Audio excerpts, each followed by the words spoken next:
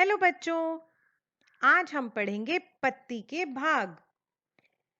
मैंने आपको इससे पहले वाली वीडियो में पौधे के भाग बताए थे। अगर आपने वो वीडियो नहीं देखा तो ऊपर आई बटन में आपके पास वो लिंक आ रहा है। आप वो वीडियो भी देख सकते हैं। इस वीडियो में मैं आपको पत्ती के भाग बताऊंगी। पत्ती के अलग-अलग भाग क्या होते हैं और वो किस काम आते हैं। सबसे पहले हम सीखेंगे कि पत्ती क्या होती है। पत्ती स्तंभ या शाखा की अतिवृद्धि है। यह चपटी व फैली हुई होती है। पत्तियां सामान्यतः हरी होती हैं व प्रकाश संश्लेषण करके अपने भोजन का निर्माण करती हैं। इसका मतलब कि पत्ती शाखा या तने से जुड़ी होती है, उसी से आगे बढ़ती है और चौड़ी चौड़ी फैली हुई चपटी सी बन जाती है, जैसे कि हमारी हथेली। और पत्तियां ज्यादातर हरी ही होती हैं। कुछ पत्तियों का कोई और रंग भी हो सकता है, लेकिन ज्यादातर पत्तियां हरी होती हैं और वे प्रकाश संश्लेषण के द्वारा अपने भोजन का निर्माण करती हैं, यानी कि धूप, पानी, इन सब चीजों से अपने लिए खाना बनाती हैं। लेकिन वो हम सीखेंगे अगली वीडियो में कि ये प्रकाश संश्लेषण कैसे होता है। आज तो हम पत्ती के बारे में ही सीखेंगे। सबसे पहले देखते हैं पत्ती के तल। तल यानी सतह, हिस्सा, ऊपर का चपटा हिस्सा या नीचे का चपटा हिस्सा। पत्ती के पीछे की तरफ जहां नसें ज्यादा उभरी हुई नजर आती हैं, जैसा कि आपको पहली पिक्चर में दिख रहा है, उसे कहते हैं पृष्ठ तल यानी पीछे का हिस्सा। और जहां पर हमें पत्ती सामने से नजर आती है, जो हिस्सा सूरज की तरफ होता है, वो होता है आगे का हिस्सा। उसे कहते हैं प्रतिपृष्ठ तल।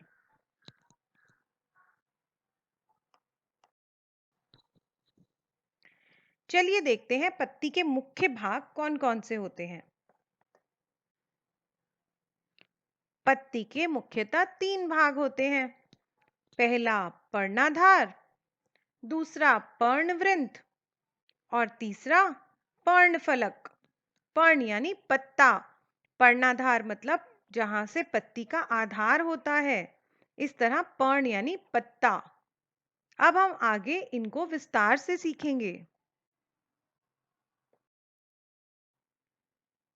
सबसे पहले पर्णाधार।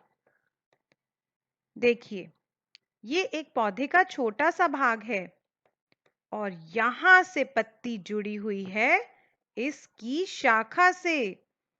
तो ये जो हिस्सा जहां से पत्तियां शाखा या तने से जुड़ी हुई होती हैं, उसे ही पर्णाधार कहते हैं। पर्ण यानी पत्ता, आधार यानी उसका जुड़ा हुआ हिस्सा, जहां से वो जुड़ जाती है, जहां से वो शुरू होती है, उसका आधार।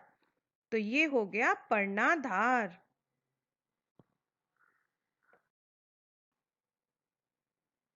अब आता है पर्णवृंत यानी पत्ते की डंडी। वो डंडी जहां से पत्ता जुड़ा हुआ होता है, शुरू होता है। पत्ती तथा तने के बीच में जो हिस्सा होता है, उसे पर्णवृंत कहते हैं। पत्ती इसी हिस्से के बाद से शुरू होती है और दूसरे हिस्से पे तना होता है, यानी ये हिस्सा पत्ती और तने के बीच में होता है। अब आता है पर्णफलक। पर्णफलक के कुछ भाग होते हैं, काफी सारे।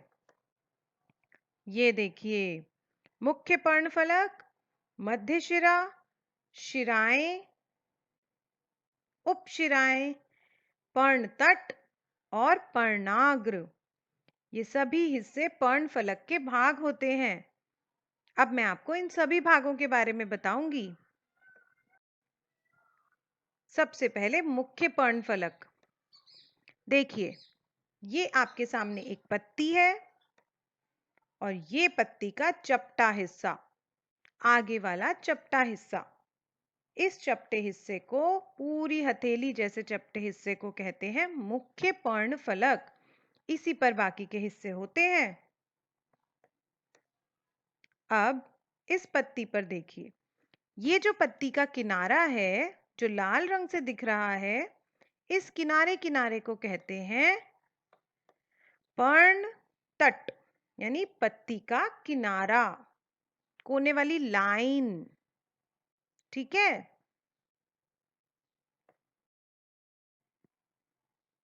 अब बाकी के हिस्से देखते हैं। ये जो लाइन आपको बीचों बीच सबसे बड़ी और मोटी सी दिख रही है, इसे कहते हैं मध्य शिरा। सबसे बीचों बीच सभी पत्तों में ये जरूर होती है। उसके बाद आती है इसी मध्य शिरा से निकलती हुई शिराएं, जो उस मध्य शिरा से थोड़ी छोटी होती हैं। उसके बाद ये और छोटी और बारीक लाइंस जो शिराओं से निकलती हैं आगे चलकर, उन्हें कहते हैं उपशिराएं।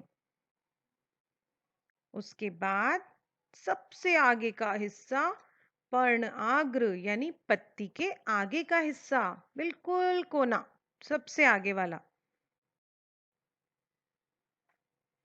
चलिए, अब आपने पत्ती के सभी हिस्से सीख लिए, तो अब आपको एक एक्टिविटी करनी है। आप देख सकते हैं कि मैंने एक पत्ती की शेडिंग की है पेपर पर। पत्ती को पेपर के नीचे रखिए। उसके बाद किसी भी कलर पेन से, स्केच पेन से, या फिर एक रंगीन पेंसिल से, या किसी क्रेयॉन से, किसी से भी आप उस कागज पर पत्ती का डिजाइन छाप सकते हैं।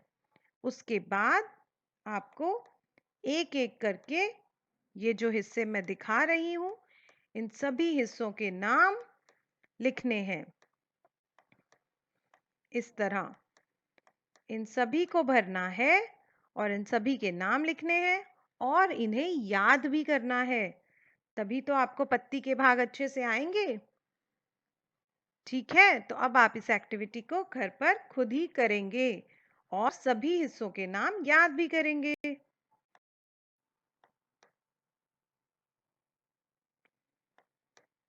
तो बच्चों, अब आपको इस पत्ती के बारे में सब कुछ समझ आ गया है।